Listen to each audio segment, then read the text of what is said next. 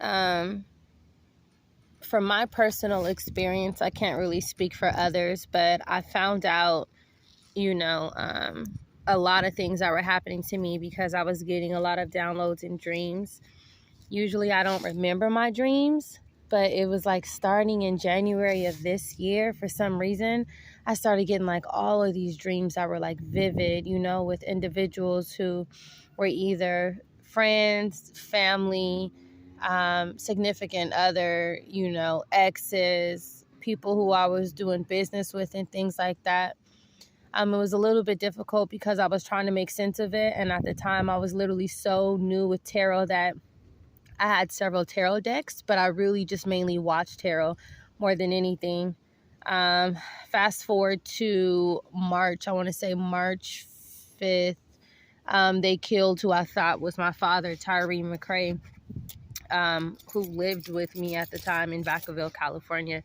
So I took care of him through IHSS, and that was kind of like eye-opening to me because there were several red flags at the time where he had passed away. One of the things that was stood out to me, I had these health machines where it was like a bioscan, and you can actually scan someone's physical body and it would tell you how healthy each cell is inside the body. And I had recently did a scan on his body, and it showed that it was crazy. He was turning 66 years old, and he was more healthier than my scan. He did a lot of drugs in his life and things like that, so I just thought it was pretty crazy. But anyways, when he passed away, I got the call at 11:11 a.m.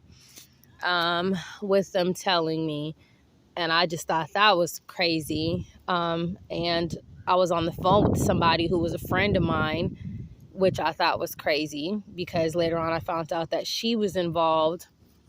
Anyways, when I went down to the hospital, I met with who was like my brother and my two sisters, one who worked at the same hospital but at a different location.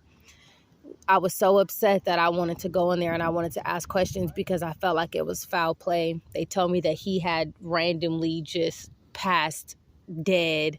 I don't know. He randomly died, and they found him, and someone called 911, and there were no specifics.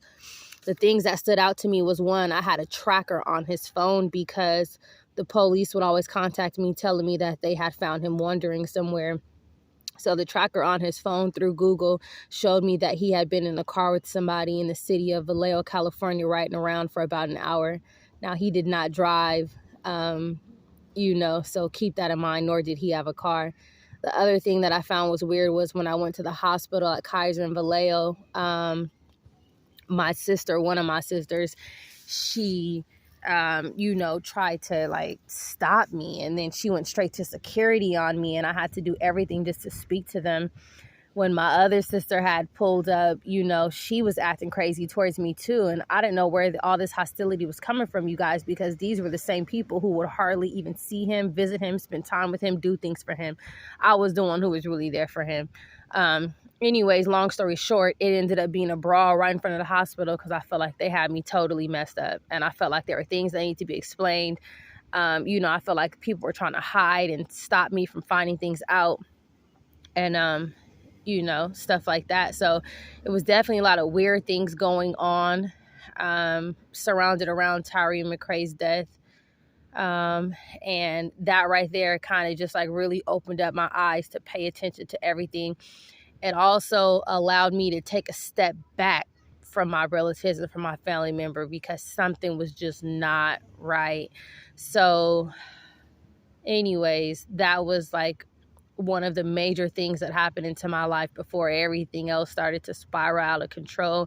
And I really started realizing that it was the people around me and the people who I was related to who actually had a lot to do with, something much greater, and a huge hate community, who does spell work and bad spells, and, a bunch of witches and warlocks and things like that who were all connected. And I mean connected to shady law enforcement, connected to shady lawyers, shady judges, shady store clerks, right?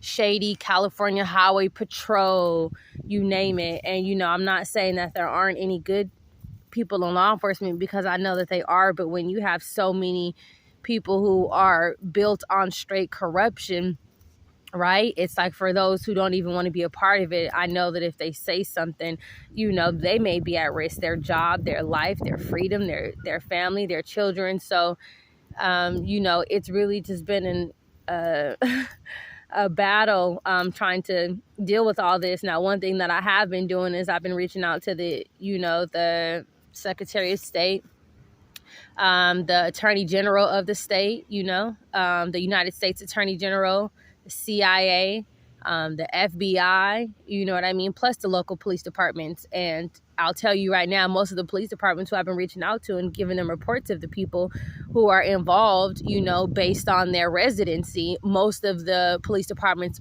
straight rejected it. But that's fine, because I have incident numbers and I've been writing down and reporting those incident numbers as well. That way it's still on record. So when everything else, starts to fall into place and the investigation is over, people can see who all was helping to hide this information from coming forward, and who was not. So anyways, yeah.